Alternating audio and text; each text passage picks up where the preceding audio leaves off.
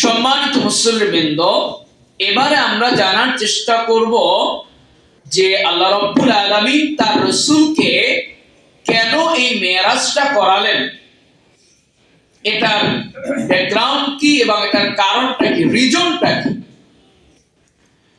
আমরা যদি রাসূল কারীম সাল্লাল্লাহু আলাইহি ওয়াসাল্লামের পুরো বায়োগ্রাফিটা আমরা যদি পড়ি এবং রিসার্চ করি, তাহলে আমরা দেখতে পাবো যে প্রথম যে কারণ সেটা হলো আল্লাহ রাসূল সাল্লাল্লাহু আলাইহি ওয়াসাল্লাম যখন দ্বীনের দাওয়াত প্রচার করতেছিলেন, এই দাওয়াত প্রচারে আল্লাহ রাসূল বিভিন্ন বাধা বিপত্তি এবং মানুষের খারাপ ব্যবহারের সম্মুখীন হয়েছে। কিন্তু একটা পর্যায়ে দেখা গেল যে আল্লাহ রাসূলের এই যে দ্বীনের দাওয়াতের ক্ষেত্রে সবথেকে বড় সাপোর্ট করেছিলেন তার প্রিয়তম স্ত্রী খাদিজা আত-তাহেরা রাদিয়াল্লাহু তাআলা আনহা। তিনিও নবুয়তের 10ম বছরে ইন্তেকাল করলেন, প্রিয় রাসূলকে বিদায় দিয়ে তিনিও চলে গেলেন। আল্লাহ রাসূলের ভারাক্রান্ত মন, নবীজির এমন একজন স্ত্রী ছিলেন যিনি রাসূলকে বিপদে ধৈর্য ধারণের বাণী শোনাতেন। আমার প্রিয় রাসূলের জন্য সেই হেরা গুহায় তিনি খাবার নিয়ে যেতেন, সাধারণ স্ত্রী না। আল্লাহ রাসূল তার কিছুই ছিল না ধন সম্পদ। খাদিজা তাহেরা বলছেন, রাসূল আমার যে সম্পদ আছে এই সব সম্পদ আমি আল্লাহ রাব্বুল আলামিনের দ্বীনের জন্য আমি আপনাকে ওয়াকফ করে দিলাম। সুবহানাল্লাহ। তো নবী করিম সাল্লাল্লাহু আলাইহি ওয়াসাল্লামের সেই প্রিয়তম স্ত্রী যখন ইন্তেকাল করলেন, আল্লাহ রাসূলের মনটা ব্যথায় ব্যথিত হলেন। আল্লাহ রাব্বুল আলামিন জিবরিলকে বললেন, জিবরিল, আমার রাসূলের মন খুব ব্যথায় ব্যথিত, তুমি যাও আমার রাসূলকে সালাম জানাও যে আল্লাহ রাব্বুল আলামিন আপনাকে আল্লাহ রাব্বুল আলামিনের কাছে ডেকেছেন। সুবহানাল্লাহ। সুবহানাল্লাহ।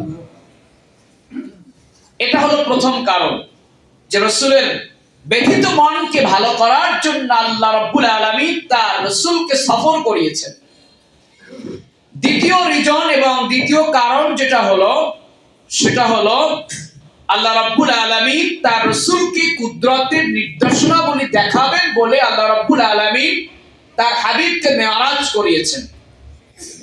কোরআনুল কারীম আল্লাহ রাব্বুল আলামিন স্পষ্টই বলে দিয়েছেন যে লিনুরিয়াহু মিন আয়াতিনা, মুহাম্মদ সাল্লাল্লাহু আলাইহি ওয়াসাল্লামকে আমার কুদরতের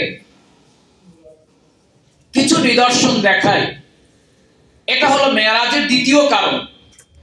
তৃতীয় কারণ হলো আল্লাহ রাব্বুল আলামিন মুহাম্মদ সাল্লাল্লাহু আলাইহি ওয়াসাল্লামের উম্মত এবং আল্লাহ রাব্বুল আলামিনের বান্দাদেরকে আল্লাহ রাব্বুল আলামিন এমন একটা গুরুত্বপূর্ণ ইবাদতের মেসেজ দিবেন।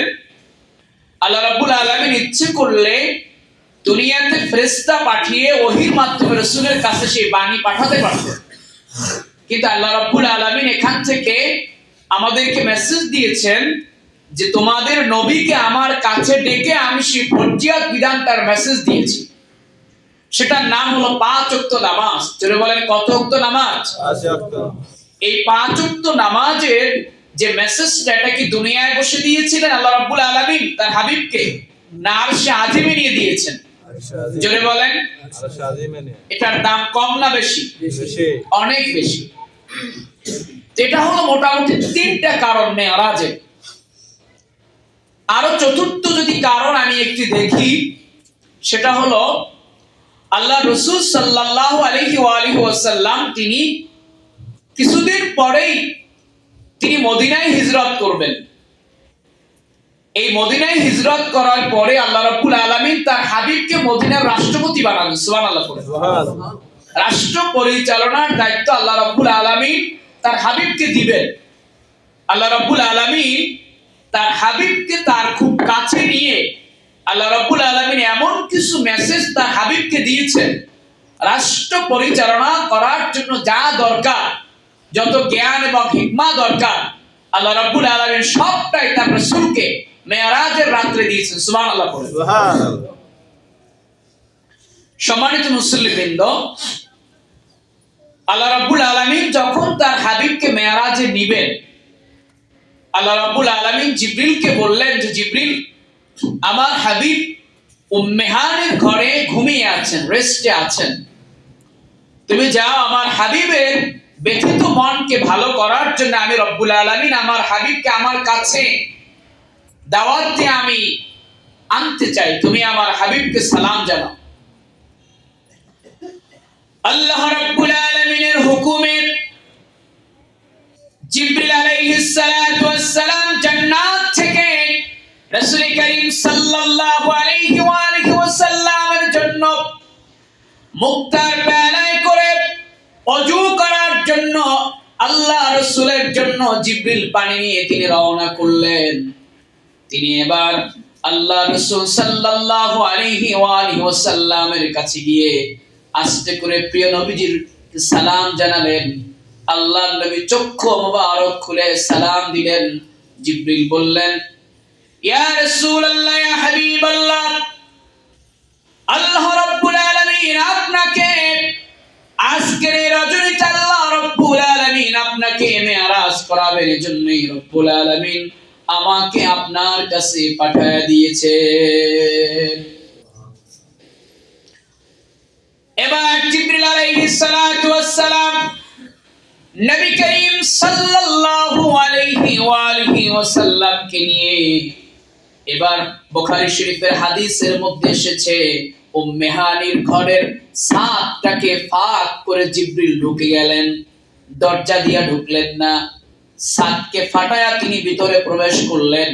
এবার আল্লাহর নবীকে নিয়ে তিনি মসজিদে হারামের পাশে চলে গেলেন। সেখানে গিয়ে আল্লাহ রাব্বুল আলামিনের হুকুমে জিবরিল নবী করিম সাল্লাল্লাহু আলাইহি ওয়া আলিহি ওয়াসাল্লামের ওপেন হার্ট সার্জারি করলেন, সিনা চাক করলেন। প্রথমে সিনা চাক করার পরে এরপরে আল্লাহ রাসূল সাল্লাল্লাহু আলাইহি ওয়া আলিহি ওয়াসাল্লামকে তিনি ওযু করালেন। প্রশ্ন হলো যে সিনা চাক কেন করালেন? মুফাসসিরিনে কেরাম বলেছেন যে এই যে লং সফর, এই লং সফর করার জন্য রাসূল করিম সাল্লাল্লাহু আলাইহি হার্টকে আল্লাহ রাব্বুল আলামিনের হুকুমে সিনা চাক করে তিনি মজবুত করলেন। সুবহানাল্লাহ। আপনি দেখেন এই দুনিয়াতেও কেউ যদি বিমানে ভ্রমণ করে তার কিন্তু মেডিকেল চেকআপ আছে না নাই? জোরে বলেন। আছে। মেডিকেল চেকআপ আছে। আল্লাহ রাব্বুল আলামিনের হুকুমে জিবরিল আলাইহিস সালাতু ওয়াস সালাম আল্লাহ রাসূলের আল্লাহ রাব্বুল আলামিনের হাবিবের তিনি মেডিকেল চেকআপ করলেন। এবারে সিনা চাক করার পরে আল্লাহ রাব্বুল আলামিন বললেন, জিবরিল তুমি আমার হাবিবকে ওযু করো। সুবহানাল্লাহ। সুবহানাল্লাহ। আল্লাহ রাব্বুল আলামিন বললেন, জিবরিল শোনো, এই যে আমার বন্ধু ওযু করবে, আমার বন্ধুর জন্য তুমি পানি নিয়ে গিয়েছো। শোনো জিবরিল, সাবধান, আমার বন্ধু যে ওযু করবে, আমার বন্ধুর ওযুর যেন একটা ফোঁটা পানিও যেন জমিনের মধ্যে পড়ে না যায়। আল্লাহ রাব্বুল আলামিন অর্ডার করলেন, ও জিবরিল, আমার বন্ধু ওযু করবে আর সমস্ত পানিগুলি তুমি সংগ্রহ করবা। সমস্ত পানিগুলি সংগ্রহ করার পরে তুমি মিকাইলের কাছে দিবা। এভাবে ট্রান্সফার হতে হতে এই পানিগুলি জান্নাতের যে একজন গেট দারোয়ান আছে, রেদওয়ান, এই পানিগুলি রেদওয়ানের কাছে যাবে। আর রেদওয়ান ওই জান্নাতের মধ্যে আমার যে মুমিন বান্দাদের জন্য হুর গিলমান রাখা আছে, তাদের চেহারার মধ্যে এই পানিগুলা মেসেজ করে দিবে। আল্লাহ রাব্বুল আলামিন বললেন, আমার বন্ধু মেরাজের রাতে ওযু করেছে, আর এই ওযুর পানিগুলি একটা ফোঁটাও জমিনের মধ্যে পড়তে পারবে না। এই পানিগুলিকে জান্নাতের হুর গিলমানদের চেহারার মধ্যে মেসেজ করে দিবা। কারণ হলো আমার হাবিবের ওযুর পানির বড় দাম, আমার হাবিবের সফরটাও বড় একটা দামি সফর। আর এই সফরে যে ওযু করবে, এই ওযুর পানিগুলি মোমেন বান্দাদের সেই হুর গিলমানদের চেহারার মধ্যে মেসেজ করার কারণে হুর গিলমানদের আগে যে সৌন্দর্য ছিল তার চাইতেও আল্লাহ রাব্বুল আলামিন সৌন্দর্য বাড়ায় দিয়েছে। ওযু কমপ্লিট হয়ে গেল। এবার জিবরিলকে আল্লাহ রাব্বুল আলামিন অর্ডার করলেন, ও জিবরিল, তুমি আমার হাবিবের জন্য, আমার বন্ধুর জন্য জান্নাতের মধ্যে চলে যাও। আমার বন্ধুর জন্য এবার তুমি জান্নাত থেকে পাগড়ি মোবারক নিয়ে আসবা। আর আমার বন্ধু যে মসজিদ হারাম থেকে মসজিদ আকসায় চলে যাবে, এই যে সফরটার একটা বাহন হবে, সেটার নাম হলো বোরাক। নবী করিম সাল্লাল্লাহু আলাইহি ওয়া আলিহি ওয়াসাল্লামের এই যে ইসরা এবং মিরাজ, এই যে সফরটা, আল্লাহ রাব্বুল আলামিন তার হাবিবকে 5টা বাহন দিয়ে সফর করাচ্ছেন। জোরে বলেন, কয়টা বাহন? ও আমার ভাইরা, বাইতুল্লাহ নির্মাণ হয়েছে কয়টা পাহাড়ের পাথর দিয়া? 5টা পাহাড়ের পাথর দিয়া। আর আল্লাহ রাব্বুল আলামিন আপনার আমার হাবিবের কাছে যেই নামাজ দিয়েছেন, সেই নামাজ জোরে বলেন কয় ওয়াক্ত? 5 ওয়াক্ত। আর আল্লাহর হাবিব যেই সফরটা করেছেন, যেই সফরটার মধ্যে আল্লাহ রাব্বুল আলামিন তার হাবিবের কাছে 5 ওয়াক্ত নামাজের মেসেজ দিয়েছেন, ওই সফরটার মধ্যেও আল্লাহ রাব্বুল আলামিন মিল রেখেছেন। ও হাবিব, আপনার সফরের মধ্যে আমি রব্বুল আলামিন 5টা বাহন দিয়ে আপনারে আমি সফর করাবো। জোরে বলেন কয়টা? 5টা বাহন। অনেক কিতাবে অনেকে একটা বাহন দিয়ে উল্লেখ করেছেন, কিন্তু বাংলাদেশের একজন প্রখ্যাত মুফতি, যাকে বলা হয় মুফতিদের উস্তাদ, যাকে বলা হয়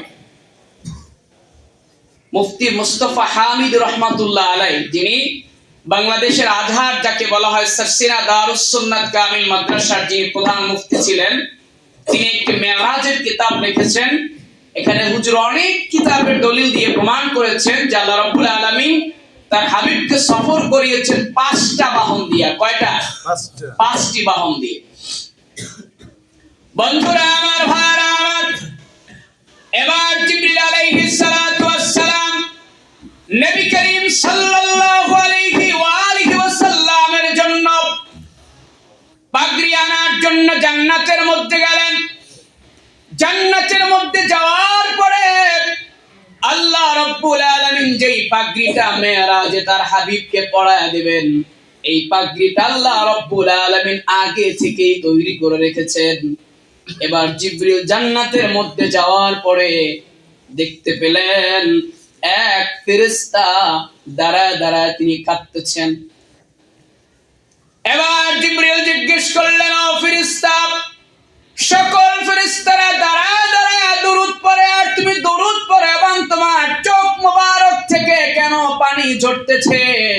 এবার ফেরেশতা আওয়াজ করলেন, শোনো ও জিবরিল, আমি যেই দিন শুনতে পেরেছি এই পাগড়ি মোবারক পড়ে আল্লাহ রাসূল সাল্লাল্লাহু আলাইহি ওয়াসাল্লাম সফর করবেন, আমি ওই দিন থেকে পাগড়ির দিকে তাকায় তাকায় আমি চোখের পানি ছেড়ে ছেড়ে আমি রাসূলুল্লাহর উপরে দরুদ পড়ি।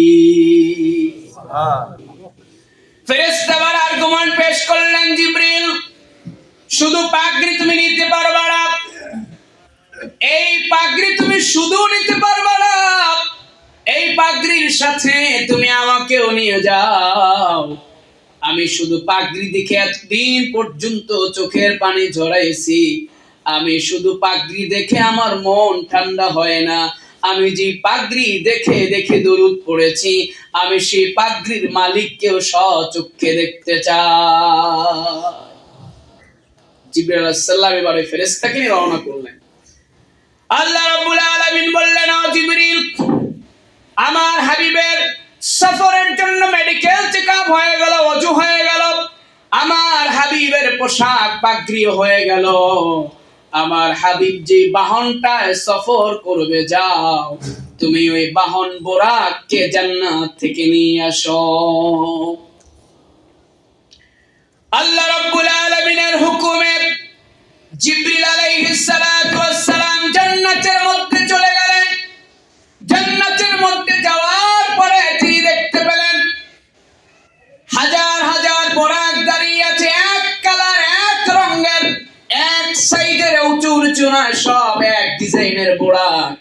এবার জিবরিল কোনটাকে তিনি মার্ক করে নিয়ে আসবেন? দ্বিধাদ্বন্দ্ব